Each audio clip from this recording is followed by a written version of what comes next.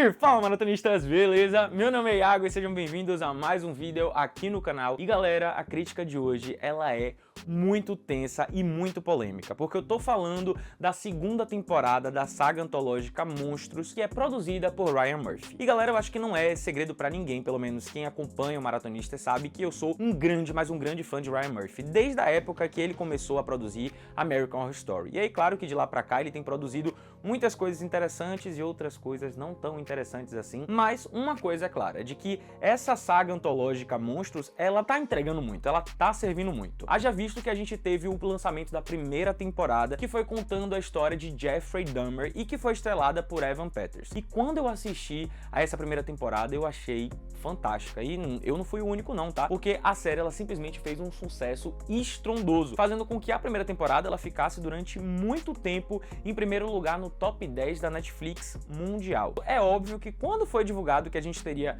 a segunda temporada, as expectativas elas foram altas. E eu já posso adiantar pra vocês que as expectativas nessa segunda temporada, elas foram atendidas. Na série a gente vai acompanhar a história da família Menendez, que era uma família muito rica e influente na época, e que um belo dia eles acabam tendo uma grande perda com a morte brutal de José e Kitty Menendez. A brutalidade do caso faz com que a polícia acredite que tudo foi arquitetado pela máfia. Só que aí, em uma reviravolta chocante, acaba sendo exposto que os irmãos estavam por detrás dessa barbaridade. Só que qual é a questão? É que as motivações para os seus atos vão chocar a todos. E é assim, né, galera? Contar uma história que já é polêmica o suficiente e que vai trazer temas muito pesados, incluindo temas de abuso, não é uma história fácil de ser vendida, porque nem todo mundo acha esse tipo de tema palatável, então já seria um grande desafio. Só que Ryan Murphy, ele tem noção disso, ele sabe como conseguir trabalhar o grotesco de uma forma que seja palatável e que faça com que a gente fique preso na história. Na verdade, o que a gente vai ter aqui é aquela coisa de conta-se primeiro o presente para depois voltar para o passado, para depois a gente chegar no desfecho mais atual. E eu confesso que eu não sou muito fã desse tipo de artimanha, porque eu acho que quando as histórias elas normalmente são contadas e aí começa em um ponto, aí depois vai pro passado, aí depois volta pro presente para depois ir pro futuro, normalmente quando o pessoal faz isso é uma sopa de caos. E aí a história acaba se perdendo e a gente não sente a vontade de prestar atenção na história. Só que, como eu disse, Murphy ele é muito inteligente e ele consegue fazer isso muito bem. O roteiro foi muito bem escrito e faz com que essa saída de ir e voltar na história seja mais interessante, porque a gente se prende a todos os detalhes da trama e aí quando ele faz esse vai e volta, as coisas elas fazem ainda mais sentido. E aí é claro que depois de ter assistido a série, eu fui pesquisar sobre esse caso para poder entender se teve muitas coisas aí que foram inventadas ou se realmente a série ela tendeu a seguir a coisa mais real, porque, cara, eu achei que tinha muita coisa que tinha sido inventada para fins dramáticos, sabe? Porque é uma história muito bizarra. As coisas que são tratadas nessa história da família Menendez é simplesmente muito bizarro, parece que foi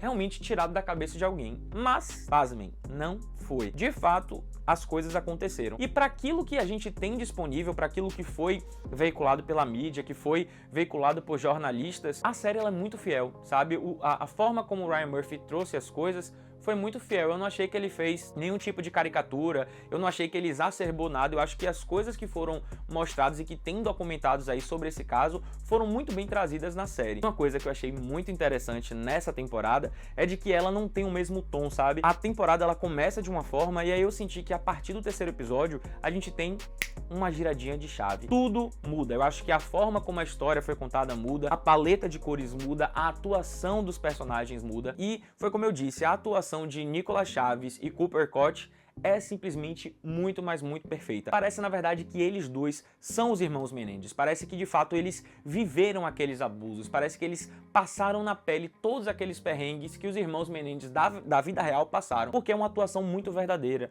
é uma atuação muito visceral, uma atuação muito bruta e que só faz com que a história ela seja ainda mais vendida. Parece que você tá vendo o caso real. E aí, quando eu fui pesquisar a história, que eu fui ver as cenas de gravação do momento em que eles estão depondo, é muito igual, velho.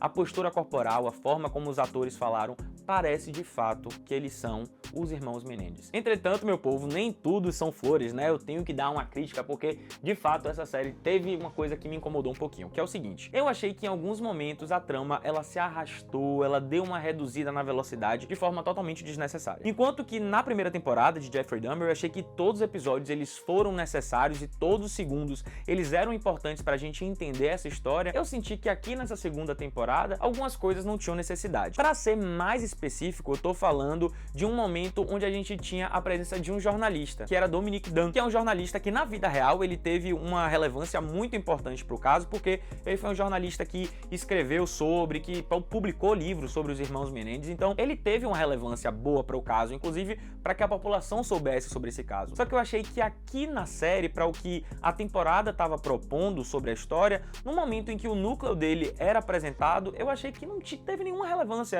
Assim, se você não assistir essas partes, não vai fazer nenhuma diferença na sua vida, porque acrescentou muito pouco. Por isso eu e Iago dou 4 almofadinhas para essa temporada, porque a gente percebe que essa temporada é mais uma temporada densa e de qualidade técnica quase impecável da saga Monstros. É uma saga que realmente tem tudo para poder ser um grande sucesso. É aquela saga que já se consagrou como sendo uma saga impactante e ao mesmo tempo dramática. A gente poderia ter uns 2 episódios a menos? Poderia. Com certeza faria com que a série ela ficasse um pouquinho mais fluida, mas mesmo com essas sobras, com essas rebarbas aí que são um pouco anticlimáticas em algum momento, eu acho que a temporada ela é muito interessante e que é uma excelente pedida para aquelas pessoas que curtem qualquer coisa do gênero True Crime. E se você é aquela pessoa meio ansiosa, já posso adiantar o seguinte: já foi confirmada a 3ª temporada e que vai se centrar na vida de Ed Gein, que inclusive foi um serial killer que eu inclusive fiz um vídeo aqui, eu vou deixar linkado aqui nos cards e também fixado no primeiro comentário, porque eu contei um pouquinho sobre a história de Ed Gein. E o que eu já posso adiantar e te dar um spoiler é de que Ed Gein ele foi a base inspiradora de vários serial killers e vários assassinos da nossa telona aí. E lá nesse vídeo eu falo sobre isso, então se você já quer dar esse esquente, vai lá conferir. Então é isso, galera, o vídeo tá acabando, eu espero muito que vocês tenham gostado. Se você não curtiu, dá aquela moral, dá uma curtida, se inscreve no canal e ativa o sininho para não perder nenhuma notificação. Então é isso, valeu!